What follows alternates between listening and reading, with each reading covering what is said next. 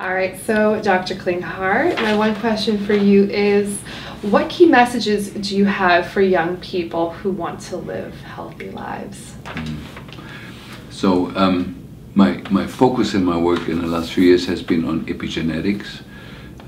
What that basically, to encapsulate the knowledge that comes from there, is that the exposures that parents and grandparents had to trauma, to toxins, to electromagnetic fields express themselves 2, 3, 4 generations later in chronic illness and chronic weakness of people. And so the first message I have, if somebody is chronically ill, it's probably not because they did something wrong or didn't live the right lifestyle, but because their parents and grandparents did. Yeah, that's very important for people, because a lot of the young people today feel isolated. They feel their illness is just them and it's their fault somehow, and it becomes a huge block to their healing.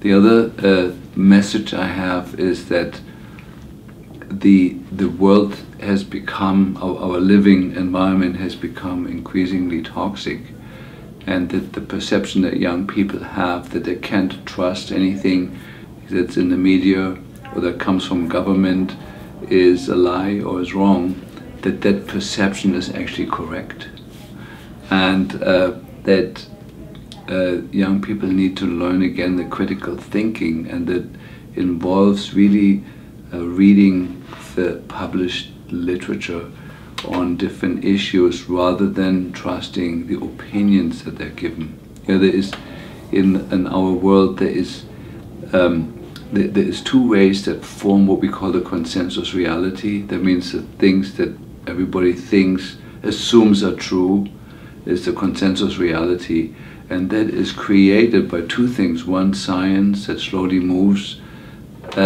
things forward, and then there is an opinion, and opinions can be bought.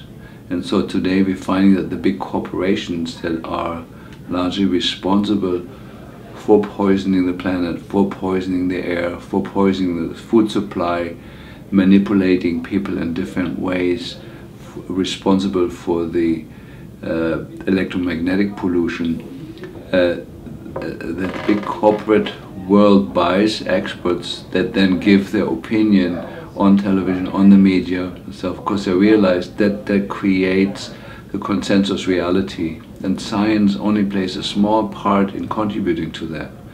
And so my appeal to the young children is to learn to discern what is the opinion given by someone and what is the true science, and those are diametrically opposite of. The truth is, our world is very toxic. We need to eat organic food. I said earlier today that the organic labeling got very, very much diluted in 1997, so there can be a number of toxins still in the food, even though it's organic.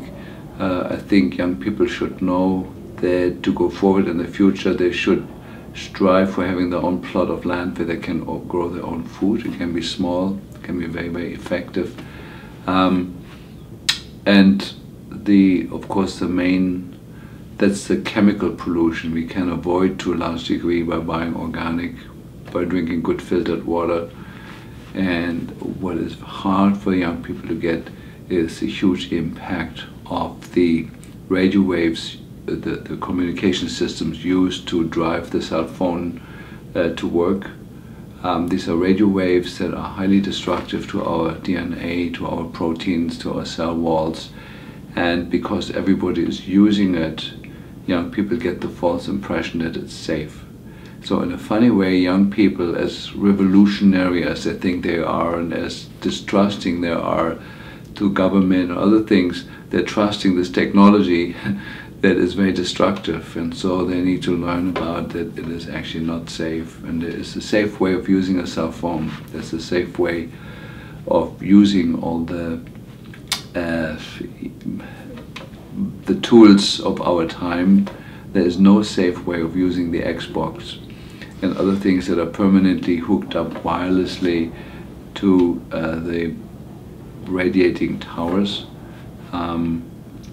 And they need to know that any exposure that young people have to toxins and to microwave will affect their offspring and the children of their children and the great-grandchildren and the great-great-grandchildren, that it all has consequences. Even if young people say, well, I accept the dangers of my time, but then when I have children, I will take care of them. Well, you can't. That's the epigenetics shows that any toxic exposure somebody has in their lifetime before they're conceived, before they have children, will affect the offspring and will cascade down the generations. So everyone who's a teenager or a young person now becomes responsible for what comes after them. Maybe I end my little interview with the famous sentence by Chief Seattle, since I live in Seattle.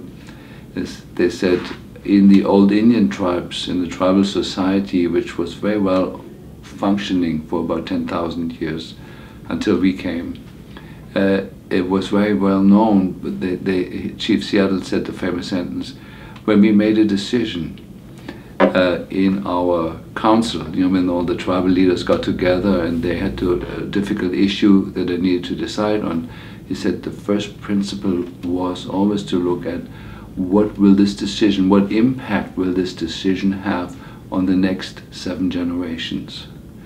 The Indians knew about epigenetics. Now that's being rediscovered in a more scientific way, but that hasn't changed. Anything we do, any food we eat, any behavior that we have, any exposure to man-made electromagnetic fields, any exposure to vaccines will have an impact for the next 7 generations, and that is huge.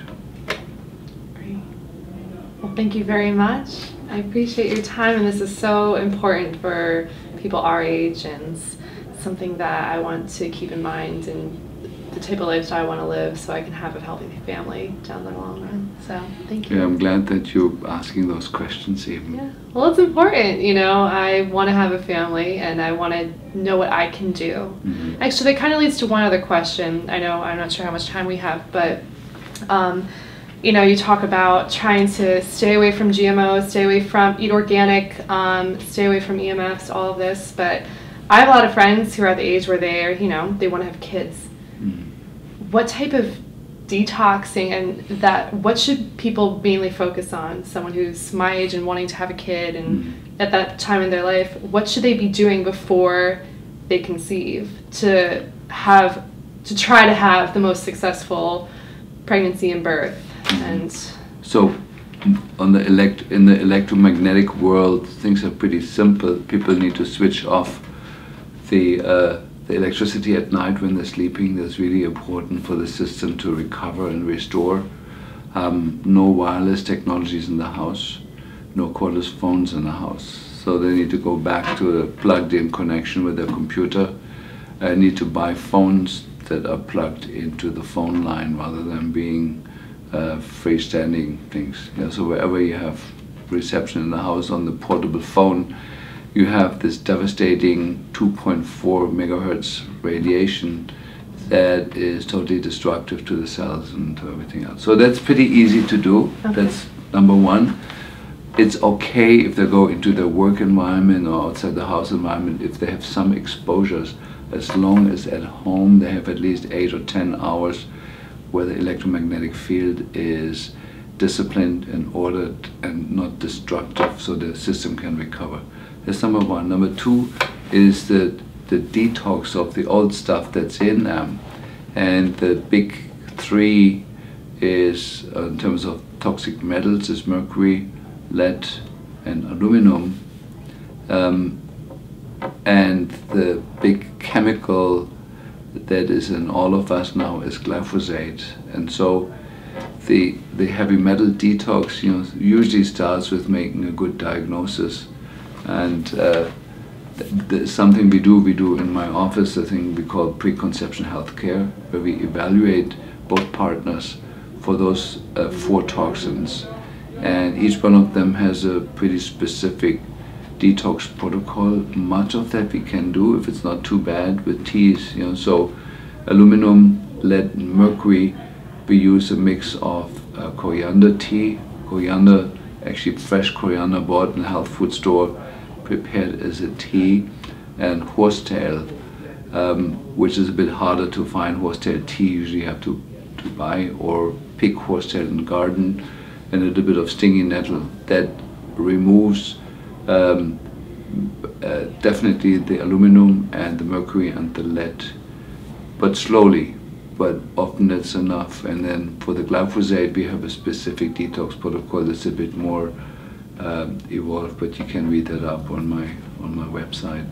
Great. Thank you. I appreciate your time. This is very valuable information for our generation. A pleasure, and I hope that somebody who listens to this will actually get it, that this is important.